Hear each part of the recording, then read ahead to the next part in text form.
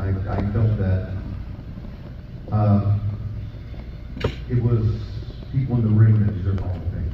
But Gerald Briscoe calls me. And how do you say no to Gerald Briscoe? Okay? Not only is he a legend, he just might stretch your ass if you say no. Gerald and Jack Briscoe, along with Ric Flair and Dusty Rhodes, saw something in this baseball and radio announcer back in the early 80s and told the Crockett's, hey, give him a shot. Well, what they don't know is that every other week I would go to the Crockett and say, can I do wrestling? Please let me. I grew up in the Virginias and Carolinas, listening to Bob Caudle, watching Les Thatcher do the interviews, and I just loved wrestling. I took Greyhound bus trips from Virginia to Greensboro to see pro wrestling on a regular basis when I was in college. So I loved it, and I had a chance now to do it. I always thought that as a fan, I was always excited about what I saw. So I thought that what I could do is bring my excitement, my genuine excitement, to the pro wrestling world. And thanks to the Crockett family, David, Francis, Jimmy, and Jackie, they allowed me to do that. And my life really changed when, in 1985, Jim Crockett bought the rights to TBS Wrestling from Vince McMahon. And I never will forget the day Jim Crockett comes in and he says, I want you to wear a blue jacket, red tie, white shirt, and gray pants. And I thought, what about the underwear? For crying out loud, gray pants. Okay, I'll do it. So, on this journey, and of course, Laurie and Chris certainly told a lot of the stories. I don't need to go there. There's plenty of people I want to thank. And first, I want to thank my wife Lois of 43 years.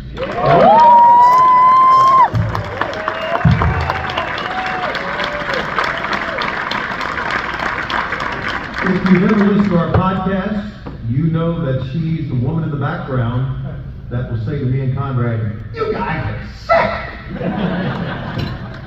And she developed that. And she also told me, and she said, I did not marry a wrestling announcer. I married a baseball announcer. She always says that, right? Well, damn good you married a wrestling announcer because we'd be broke. Also here with Chris and Laurie, as you heard from, Tim, my other son who's here tonight. Tim? My other two sons, Johnny and Mac, could not be here. I also have my sister Franny from Virginia who's here. My older sister. 3 of my 8 grandkids. Yes, we do have 8 grandkids. Olivia, Jackson, Lizzie, and Chris's wife Jackie are all here tonight. Professionally, my career would not be where it is without Jimmy, David, Francis, and Jackie Crockett. Without Cowboy Bill Watts. Without Ole Anderson. Without Jim Ross, who told me, you got to think you're the best announcer in the world. If you're not the best announcer in the world, hell, you shouldn't be on the broadcast. And I took that to heart. He helped me with my confidence. No one was as confident as Jim Ross. I mean, Jim Ross and I roomed together. We did a lot of crazy stuff together.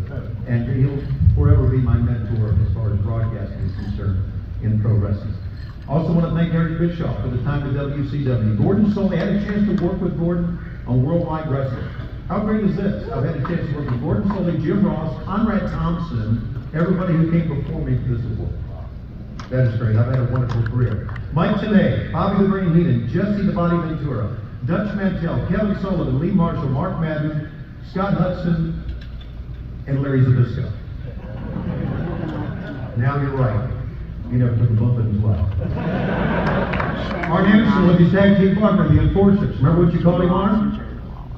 The Cigar Store Indian. He just stood right there, didn't move. While Arn was bumping. He stayed on the apron.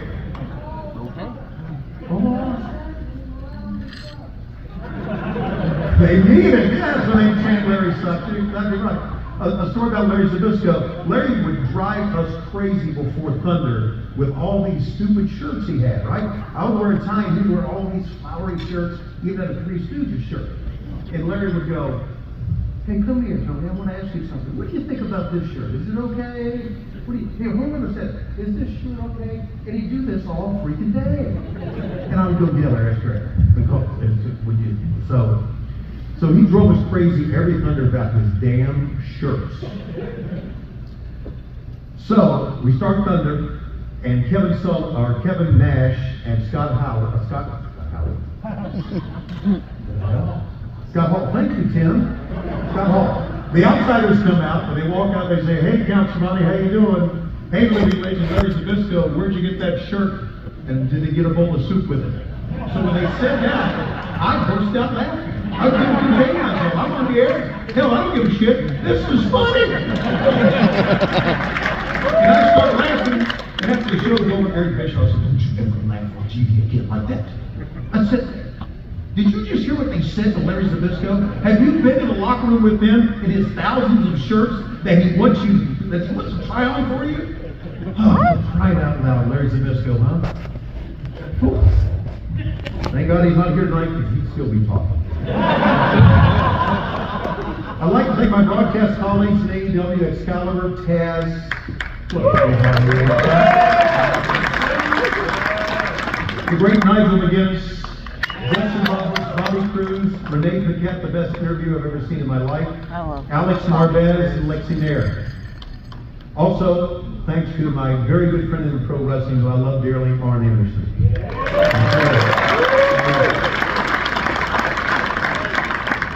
My attorney, Mike Dawkins, who's here tonight, also a good friend. Mike, we fooled him with our last contract, didn't we? You're damn right we did. Come up with that money, son bitch. As I said, the Briscoes, Gerald and Jack, Ric Flair and Dusty Rhodes, who started my career at the Crockett's in '83. The girls who helped me on the road, my daughter Laurie and Megan Nelson, who will be your ring announcer tomorrow. Is that right? Are you the ring announcer tomorrow? Who knows? Okay, Megan and Laurie, they helped me on the road when we do autograph signings and things like that. Conrad Thompson, who in 2017 jump-started my career by sending me an email and says, hey, let's start a wrestling podcast. To which I said, hell no. I'm working at Starbucks, dude. I'm having a great time. I'm flirting with 23-year-old girls. I'm doing baseball. I'm working with the Georgia Bulldogs. But then I said yes. I was away from the business from '01 to 2019, and I really wanted to revamp my career and just revitalize what I was doing, and I was able to. I was able to work for the Georgia Bulldogs. I quit the year before they became national champions, back to back. I was with the radio crew. My son Chris is still with the radio crew. That little son of a bitch has 2 championship rings. I have none. But that's right? And then, of course, Tony Khan, a young man who believed in me and still does. His passion and love of the business is contagious. His foray into wrestling has changed the landscape, given talent an alternative to be able to work and prosper in pro wrestling again. And how important is that? That we just do not have one major promotion now. We have 2. It's important for the boys. It's important for the boys. It really is. Jackie Crockett once told me, as a cameraman, and Jackie was the best cameraman, he recently passed away, and I went to his funeral. As a cameraman, he said, my job is to make the wrestlers look good. It's that simple. It's not about me, Jackie would say, it's about them. And that's the way he told me, you should approach your business. It's not about you, it's about the wrestlers. And that's the way I've always approached what I do. But it's also about the fans. And I think fans who know me know that I will certainly take the time to get to know you, sign autographs, because you're so important what we do. It's important to be nice to fans. It's important. It's very important. I want to thank the George Tragos from the Thesz Pro Wrestling Hall of Fame as part of this Hall of Fame with the great Dan Gable, who in 1972 in Munich, when everybody was thinking about the terrorists, I was thinking about Dan Gable kicking everybody's ass.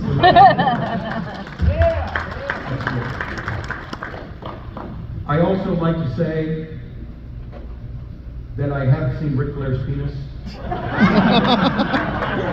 That's a gift.